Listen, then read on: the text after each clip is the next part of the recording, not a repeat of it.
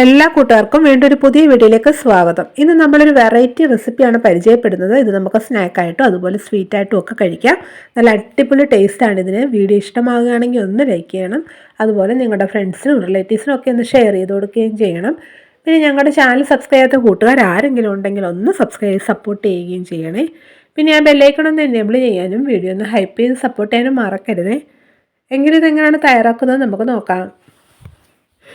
ആദ്യം നമുക്ക് സ്റ്റഫിങ് ഒന്ന് റെഡിയാക്കി എടുക്കാം. സ്റ്റവ് കത്തിച്ച് ഒരു പാൻ സ്ഥലോട്ട് വെച്ച് കൊടുത്തിട്ടുണ്ട്. ഇതിലോട്ട് നമ്മൾ ശർക്കര പാനിയാണ് ഒഴിച്ചു കൊടുക്കുന്നത്. അരക്കപ്പ് ശർക്കര 4 ടേബിൾ സ്പൂൺ വെള്ളം ഒഴിച്ചു കൊടുത്ത് തിളപ്പിച്ചൊന്ന് അരിച്ചെടുത്താണിത് കേട്ടോ. ഇതിലോട്ട് നമുക്കുണ്ടല്ലോ 1 കപ്പ് തേങ്ങ ഇട്ട് കൊടുക്കാം. കൂടാതെ നമ്മൾ ഇതിലോട്ടൊരു 1/2 ടീസ്പൂൺ ഏലക്കാപ്പൊടിയും കൂടെ ചേർത്തിട്ട് നന്നായിട്ട് ഇതൊന്ന് ഇളക്കണം. ഇതിലെ വെള്ളം എല്ലാം വറ്റി ഒന്ന് ഡ്രൈ ആവുന്ന വരെ നമുക്കിതൊന്ന് ഇളക്കിയെടുക്കാം.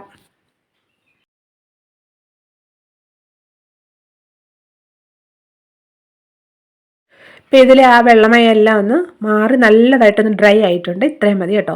ഇനി നമുക്ക് സ്റ്റൗ ഓഫ് ചെയ്യാം. എന്നിട്ട് ഇതൊരു പാത്രത്തിലോട്ട് നമുക്ക് മാറ്റാം. സ്റ്റൗ കത്തിച്ച് നമ്മളൊരു പാൻ സ്ഥലോട്ട് വെച്ച് കൊടുത്തു. ഇതിലോട്ട് നമ്മൾ ഒഴിച്ചു കൊടുക്കുന്നത് പാലും വെള്ളവും കൂടെ മിക്സ് ചെയ്താണ് കേട്ടോ. 3/4 കപ്പ് വെള്ളവും 3/4 കപ്പ് പാലുമാണ് എടുത്തിരിക്കുന്നത്. ടോട്ടൽ 1.5 കപ്പുണ്ട്. 240 ml കപ്പിലാണ് നമ്മളിത് അളന്നെടുത്തിരിക്കുന്നത്. ഇതിലോട്ട് നമുക്കുണ്ടല്ലോ 2 നുള്ള ഉപ്പുപൊടിയും കൂടെ ചേർത്തിട്ട് നല്ലതായിട്ടൊന്ന് ഇളക്കി ഇതൊന്ന് തിളപ്പിച്ചെടുക്കാം.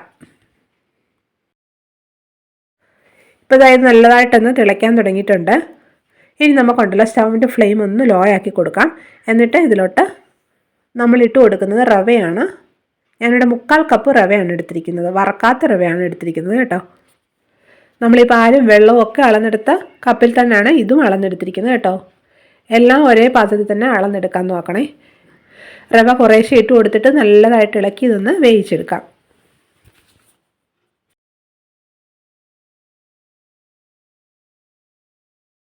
ഇപ്പോൾ നോക്കിക്കേ, ഇതിലെ വെള്ളം എല്ലാം വറ്റിയിട്ടുണ്ട്. റവ നല്ലതായിട്ട് വെന്തിട്ടുണ്ട്. ഇത്രയും മതി. നമുക്ക് സ്റ്റൗ ഓഫ് ചെയ്യാം. എന്നിട്ടിത് ഒരു പാത്രത്തിലോട്ട് നമുക്ക് മാറ്റാം.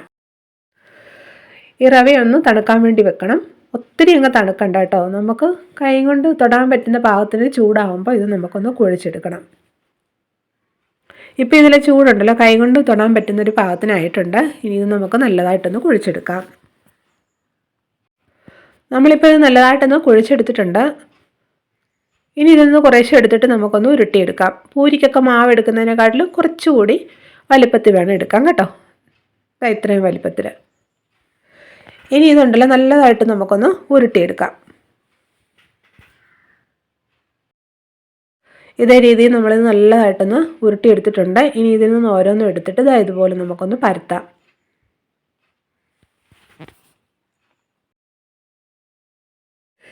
ഇനി ഇതിലോട്ട് നമുക്ക് തേങ്ങ വിളയിച്ചത് വെച്ച് കൊടുക്കാം. കുറച്ച് എടുത്തിട്ട് ഇതേ രീതിയിലൊന്ന് ഉരുട്ടിയതിന് ശേഷം ഇതിൻ്റെ സെൻറ്ററിലോട്ട് വെച്ച് കൊടുക്കണം. നമ്മൾ ഈ കൊഴുക്കട്ടയ്ക്കൊക്കെ തേങ്ങ വെച്ച് കൊടുക്കുമല്ലോ, അതേ രീതിയിൽ ഒന്ന് വെച്ചിട്ടൊന്ന് കവർ ചെയ്തെടുക്കണം.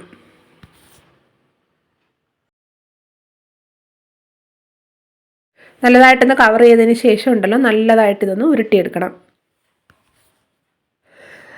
നമ്മൾ ഈ ഫില്ലിംഗ് ഒക്കെ വെച്ച് കൊടുത്ത് നല്ലതായിട്ട് ഇതൊന്ന് ഉരുട്ടിയെടുത്തിട്ടുണ്ട്. ഇനി ഒരു നല്ല ഷേപ്പ് കിട്ടാൻ വേണ്ടി നമ്മളിതാ ഇതിൻ്റെ 2 വശവും ഇതേ രീതിയിലൊന്ന് ആക്കിയെടുക്കുന്നുണ്ട്.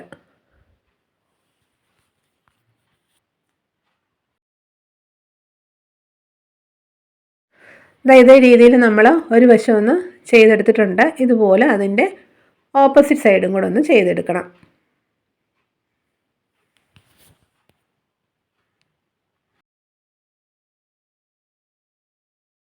രണ്ട് വശവും ഇതേ രീതിയിലൊന്ന് ആക്കിയെടുത്തിട്ടുണ്ട്. ഇനി ഇതിന് നമുക്കൊരു ഡിസൈൻ ഒന്ന് കൊടുക്കാം.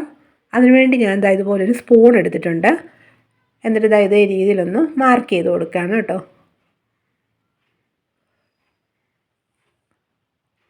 അപ്പോൾ ഇത് നല്ലൊരു ഡിസൈനിൽ കിട്ടും. ഇതേ രീതിയിൽ നമ്മൾ ഒരെണ്ണം ചെയ്തെടുത്തിട്ടുണ്ട്. കാണാനൊക്കെ നല്ല ഭംഗിയുണ്ടാവും ഇതുപോലൊന്ന് ചെയ്തെടുക്കുമ്പോഴേ. ഇതേ രീതിയിൽ ബാക്കിയുള്ളതൊക്കെ നമുക്കൊന്ന് ചെയ്തെടുക്കാം. ഇതാ നോക്കിക്കുക, എല്ലാം നമ്മൾ ഇതേ രീതിയിൽ തയ്യാറാക്കി എടുത്തിട്ടുണ്ട്. ഇനി നമുക്കിതൊന്ന് വറുത്തെടുക്കാം. വറക്കാനുള്ള എണ്ണയൊക്കെ ചൂടായിട്ടുണ്ട്. ഇതിലോട്ട് നമുക്ക് കുറേശ്ശെ ഇട്ട് കൊടുത്തിട്ടൊന്ന് വറക്കാം. സ്റ്റൗവിൻ്റെ ഫ്ലെയിം ഒന്ന് മീഡിയത്തിലാക്കി കൊടുത്തിട്ട് ഇതൊന്ന് വറുത്തെടുക്കാം.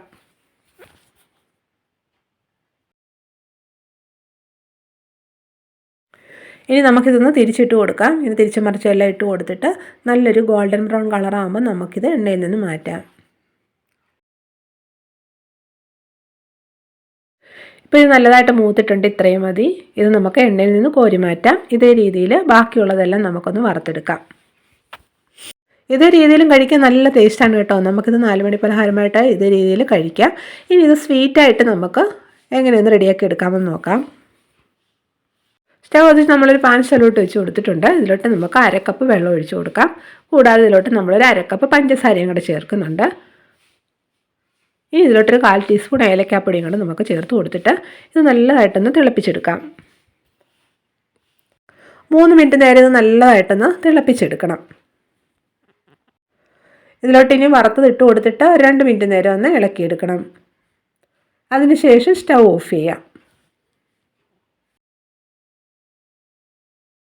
ഇപ്പോൾ നമ്മൾ സ്റ്റവ് ഓഫ് ചെയ്തിട്ടുണ്ട്. ഇനി ഇത് അടച്ച് നമുക്കൊരു 15 മിനിറ്റ് നേരം മാറ്റി വെക്കാം. അന്നേരത്തേക്കുണ്ടല്ലോ ഈ ഷുഗർ സിറപ്പൊക്കെ ഈ പലഹാരത്തിലോട്ട് നല്ലതായിട്ടൊന്ന് പിടിച്ചിതൊന്ന് സോഫ്റ്റ് ആവും. ഈ സിറപ്പ് എല്ലാ വശവും ഒരുപോലെ പിടിക്കാൻ വേണ്ടി ഇടയ്ക്കിടയ്ക്കൊന്ന് ഇളക്കിയിട്ട് കൊടുക്കണേ.